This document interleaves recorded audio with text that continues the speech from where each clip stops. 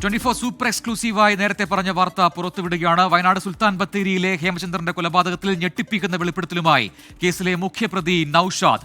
ഹേമചന്ദ്രന്റെ മരണവും മൃതദേഹം കുഴിച്ചിട്ടതും ഹേമചന്ദ്രനുമായുള്ള സാമ്പത്തിക ഇടപാടുകളുമെല്ലാം നൌഷാദ് 24നോട് വ്യക്തമാക്കി. ഹേമചന്ദ്രനെ കൊലപ്പെടുത്തിയതല്ല, ആത്മഹത്യ ചെയ്തതാണ് എന്ന അവകാശവാദം വിദേശത്തുള്ള നൌഷാദ് ആവർത്തിക്കുകയുമാണ്. അപ്പോ നൌഷാദിന്റെ വാദം എന്താ? ഇതിനകത്ത് കൊല നടന്നിട്ടില്ല, കൊലയല്ല നടന്നതെന്നുള്ളതാണോ നൌഷാദിന്റെ വാദം? അല്ല ഞങ്ങള് ഇതില് ആകെ ഞാൻ പറയുന്ന ഇത്ര കാര്യമുള്ളൂ. കാരണം നമ്മളെ സിസ്റ്റത്തില് ഈ പണം കൊടുക്കാനുള്ള ഒരു വ്യക്തിന്റെ പറ്റി കൊണ്ട് ചെന്ന് കഴിഞ്ഞാൽ പോലീസ് സ്റ്റേഷൻ കേസ് എടുക്കാറില്ല, അത് കോടതിയിലേക്ക് വിടുന്നതാണ്. അപ്പൊ കോടതിയിൽ വർഷങ്ങളോളം നമ്മൾ നീണ്ടു നടക്കേണ്ടി വരും.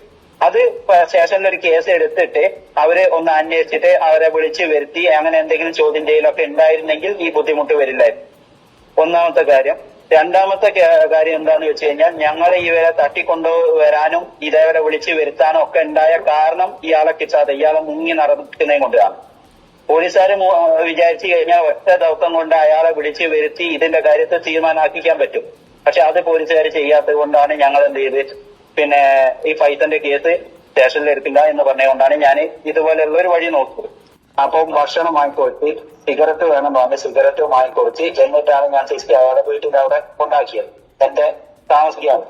എന്നിട്ട് രാവിലെ പൊക്കോള എന്ന് പറഞ്ഞ വ്യക്തിനെ ഞാൻ രാവിലെ എന്ത് ചെയ്യും, ഞാൻ ഭക്ഷണവും വാങ്ങിയിട്ട് അവിടെ വീട്ടിലേക്ക് ചെന്നിട്ട് വാതിൽ മുട്ടിയപ്പോ വാതിൽ തുറന്ന്, വാതിൽ ലോക്കല്ല. അപ്പൊ വാതിൽ തുറന്നിട്ടിട്ടാണ്, വാതിലെന്ന് പറഞ്ഞാൽ ചാരി വെച്ചിട്ടുണ്ടായിരുന്നു. ഞാൻ വാതില് മുട്ടിയപ്പോ തന്നെ അത് തുറന്നു. അത് തുറന്നിട്ട് ഞാൻ കാണുന്ന നേരെ ഹാളിൽ ഇയാള് ഫാനിന്റെ മുകളിൽ കെട്ടി തൂങ്ങി നിൽക്കുന്നതാണ് ഞാൻ കാണുന്നത്. ആ കാണുന്ന വ്യക്തി ഞാൻ പെട്ടെന്ന് തന്നെ എന്ത് ചെയ്തു, അതിന്റെ ടേബിളിന്റെ അടുത്ത് തന്നെ ചാവി ഉണ്ടായിരുന്നു. ഞാൻ വേഗം ആ ചാവി എടുത്തു. ആ ഒറ്റ നോട്ടം എനിക്ക് നോക്കാൻ പറ്റിയില്ല, കാരണം ഞാൻ പേടിച്ചു പോയി. ജീവിതത്തിൽ ആദ്യമായിട്ട് കാണുന്ന ഒരു രംഗമാണ്.